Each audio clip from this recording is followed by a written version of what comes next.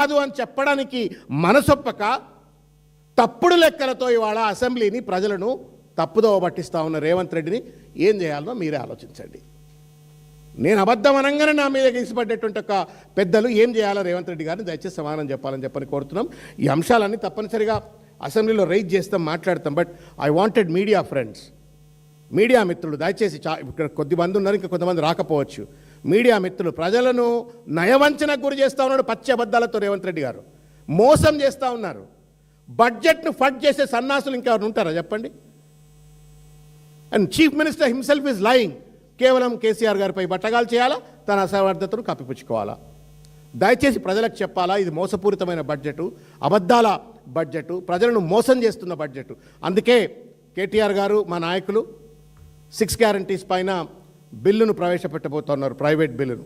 మొత్తం తెలంగాణ సమాజం కానీ, తెలంగాణలో ఉన్నటువంటి శాసన సభ్యులు కానీ, శాసన మండలి సభ్యులు కానీ అందరూ కూడా దయచేసి ఈ బిల్లుకు మద్దతు తెలపాలని చెప్పని కోరుకుంటున్నాం. రాజకీయాలకు అతీతంగా అబద్ధాలాడి దొడ్డిదారిని తప్పించుకుంటున్నటువంటి ఒక సందట్లే సడేమియాగా వ్యవహరిస్తున్నటువంటి రేవంత్ రెడ్డి గారి ప్రభుత్వాన్ని నిలదీయవలసిన అవకాశం ఉంది, పెద్ద అవకాశం, ఇది అవసరం కూడా ఉంది. కాబట్టి కేటీఆర్ గారు ప్రవేశపెట్టేటువంటి బిల్లుకు పెద్ద ఎత్తున మద్దతు తెలపాలా. అందరూ కూడా రాజకీయాలకు అతీతంగా, పార్టీలకు అతీతంగా దీనికి మద్దతు తెలపాలని చెప్పని నేను కోరుకుంటా ఉన్నాను. ఇకపోతే ఇంకొక విషయం, అంటే బీయింగ్ అనే అకాడమిక్స్ నుంచి వచ్చిన వాళ్ళం కాబట్టి ఈ వేదికపై ఉన్నటువంటి వాళ్ళు కూడా మా సోదరుడు పెద్ద విద్యార్థి నాయకుడు, తర్వాత తాను స్వామి గారు కూడా విద్యార్థి నాయకుడు, వాసు, వీళ్ళంతా. కాబట్టి నేను ఒక చిన్న విషయాన్ని నేను మీ దృష్టికి తీసుకొచ్చే ప్రయత్నం చేస్తా. How these guys are neglecting the education sector అనే ఒక విషయాన్ని కూడా చెప్తాను నేను. 25-26లో 23,108 కోట్ల రూపాయలు, 7.55% దే అలొకేటెడ్ ఫర్ ఎడ్యుకేషన్. 26-27కి వస్తప్పటికీ 8.23%గా అది 26,674 కోట్ల రూపాయలు వెరచి అది 3,566 కోట్లు మాత్రమే పెరిగినట్టుగా కనబడతా ఉంది. Which is far below then the national average, far below. Congress ఏం వాగ్దానం చేసింది రేవంత్ రెడ్డి? 15% నేను ఎడ్యుకేషన్కు అలొకేట్ చేస్తా అని చెప్పి మాట్లాడిండు. ఇవాళ యంగ్ ఇండియా స్కూల్స్ అంటున్నావు, స్కిల్ యూనివర్సిటీస్ అంటున్నావు, అడ్డమైనటువంటి ఒక మాటలన్నీ మాట్లాడుతున్నావు. బట్ పిండి కొద్ది రొట్టె అవుతుంది. మరి where is the money for all these projects that you are talking about? ఇది మోసం, నయవంచన. తర్వాత ఎడ్యుకేషన్ కమిషన్ మురళి గారు ఇవన్నీ మాట్లాడాలి. మరి ఇప్పుడు ఆయన ఇంతవరకు మాట్లాడుతున్నట్టు కనబడతలేదు ఎక్కడ. ఎడ్యుకేషన్ కమిషన్, ఆయన విద్యా కమిషన్ మురళి గారు సభ్యులు దయచేసి నేషనల్ నిలబడండి, కొంచెం మాట్లాడండి. మీ రికమెండేషన్ 18%, ఆయన ఇచ్చింది మీకు 8%. Should you not at least protest Murali గారు? అడగరా మీరు కనీసం ప్రజల పక్షాన, కమిషన్ పక్షాన, ఏమయ్యా మేము అడిగింది ఏంది, నువ్వు ఇస్తుంది ఏందని చెప్పని?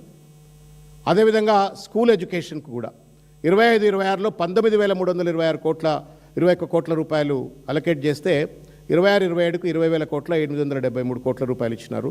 ఇంక్రీజ్ కేవలం 1,552 కోట్ల రూపాయలు. ఈ మార్జినల్ ఇంక్రీజ్ తోటి ఏ రకంగా ప్రభుత్వ స్కూళ్లను కానీ, లేకపోతే గురుకుల విద్యాలయాలు కానీ, ఇటువంటి యొక్క సంస్థలన్నిటికి కూడా ఏ రకంగా నువ్వు విద్యార్థులను ఆదుకోగలుగుతావు, ఇన్ఫ్రాస్ట్రక్చర్ ఎట్లా డెవలప్ చేయగలుగుతావు, మన ఊరు మనబడి లాంటి ఒక పథకాన్ని ఏ రకంగా నువ్వు ముందుకు తీసుకెళ్తావో రేవంత్ రెడ్డి గారు సమాధానం చెప్పాలి, being an education minister. Telangana public schools ఇవాళ వాటికే దాదాపు ఒక 3,000 కోట్ల రూపాయలు కావాలని చెప్పని ఒక అంచనా. 15 కోట్ల రూపాయలు ప్రతి స్కూల్ లెక్కన దాదాపు 200 స్కూల్స్ ఏదో పెడతా అన్నారు కదా ఆయన. ఆ 200 స్కూళ్ళకే 3,000 కోట్ల రూపాయలు కావాలా? ఏది పైసలు? అంటే చెట్ల మీద ఇస్తార్లు కుట్టిన బడ్జెట్ ఇది, ఇష్టం వచ్చినట్టు అంకెల గారడి బడ్జెట్ ఇది, మోసం బడ్జెట్ ఇది, నయవంచన బడ్జెట్ ఇది. దీన్ని తిరస్కరించాలని చెప్పని, గల్లాలు బట్టి ఎక్కడికక్కడ నిలదీయాలని చెప్పని నేను కోరుతా ఉన్నాను. తర్వాత బ్రేక్ఫాస్ట్ స్కీమ్ అని చెప్పని అంటున్నారు, దానికి 504 కోట్ల రూపాయలు కావాలా? ఎక్కడి నుంచి డబ్బులు ఇస్తారో చెప్పడు. ఈ రకంగా మొత్తం మీద ఒక దుర్మార్గమైనటువంటి ఒక రీతిలో విద్యా బడ్జెట్ను కూడా, విద్యార్థులను, తల్లిదండ్రులను నిరాశపరుస్తూ విద్యాశాఖను పూర్తిగా కూడా భ్రష్టు పట్టించేటువంటి ఒక రీతిలో ఇవాళ రేవంత్ రెడ్డి గారి బడ్జెట్ను ప్రవేశపెట్టినారు. మీకు చెప్పిన నేను ఇన్ని రోజులు కేసీఆర్ గారు 8 లక్షల కోట్ల అప్పు చేసిండు, నేను అప్పు తీర్చడం కోసమే కష్టపడుతున్నాను మాట్లాడిన రేవంత్ రెడ్డి, నీ ముఖం ఎక్కడ పెట్టుకుంటావు బేస్డ్ ఆన్ దిస్ డేటా అని నేను అడుగుతున్నా. మీరు అడగాలని కోరుకుంటున్నాను, మీకు దండం పెడతాం మీ మీడియా వాళ్ళకు. You are the 4th pillar of democracy. Government cannot get away with లైస్.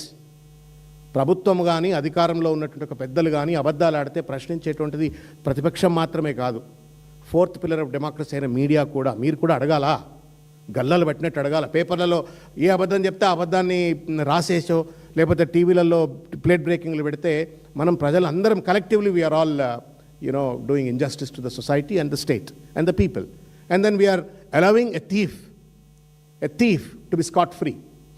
ఇది గ్రాండ్ థెఫ్ట్ ఆఫ్ క్రెడిట్ అనమాట. వేరే వాని క్రెడిట్ను దొంగతనం చేసిందని మాత్రమే ఇది. కాబట్టి రేవంత్ రెడ్డి గారు నిలదీయమని చెప్పని నేను మీడియా వర్గాలను కూడా అప్పీల్ చేస్తూ ఉన్నాను. ధన్యవాదం. Thank you.